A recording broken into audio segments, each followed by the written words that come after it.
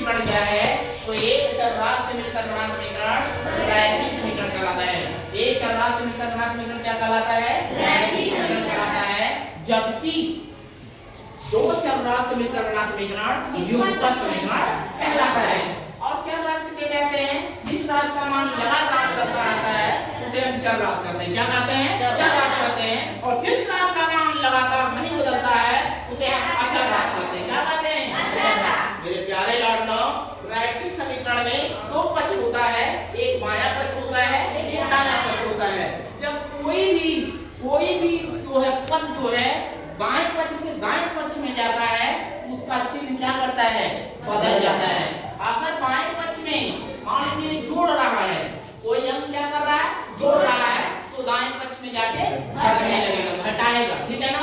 अगला सुन लेना, युगपत समीकरण को हल करते समय ध्यान देते हैं जब दोनों समीकरण के गुणांक क्या हो? बराबर हो और चिन्ह भिन्न भिन्न हो। एक का गुणांक मतलब गुणांक तो बराबर हो लेकिन फिर उसका जो चिन्ह हो, एक का धन हो, समीकरण एक में एक चिन्ह धन हो और एक ऋण हो, तो दोनों को क्या करते हैं?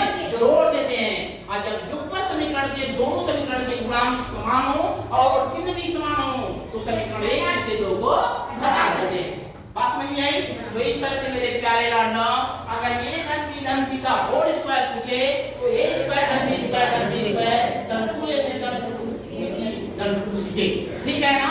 यदि पूछ दे a स्क्वायर धन b स्क्वायर बराबर क्या होगा तो a धन b एक को उसमें दूसरे को चपेड़ b।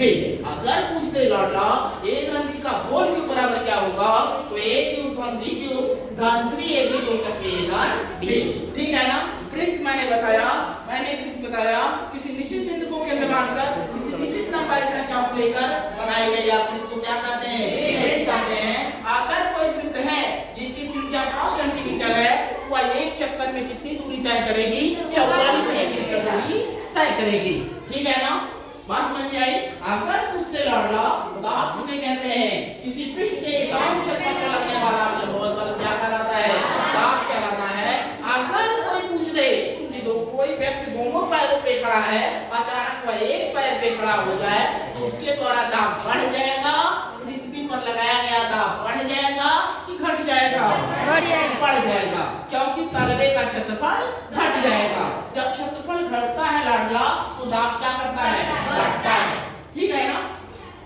हरे पेड़ पौधों की जो पत्तियां होती हैं वो हरी क्यों होती हैं? के कारण। और उसमें कौन सा तत्व पाया जाता है? हाइड्रोजन तत्व पाया जाता है। और दाब मात्रा क्या होता है? दाब होता है।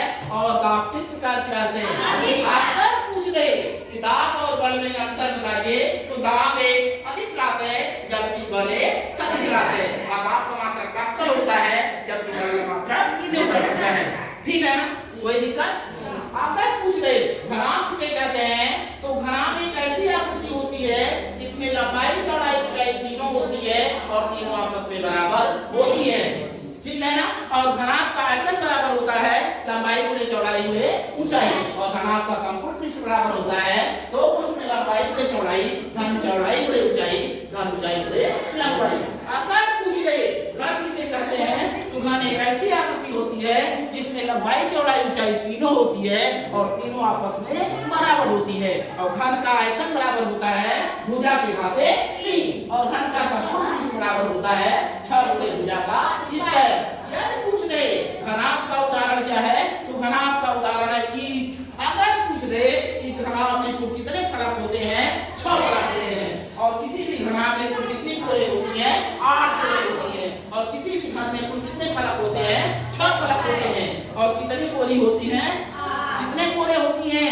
8 कोरे होती हैं। अगर पूछ दे घनाभ 2 डायमेंशनल है कि 3 डायमेंशनल है? घनाभ 3 डायमेंशनल है और घन 2 डायमेंशनल है कि 3 डायमेंशनल है? ये भी 3 डायमेंशनल है।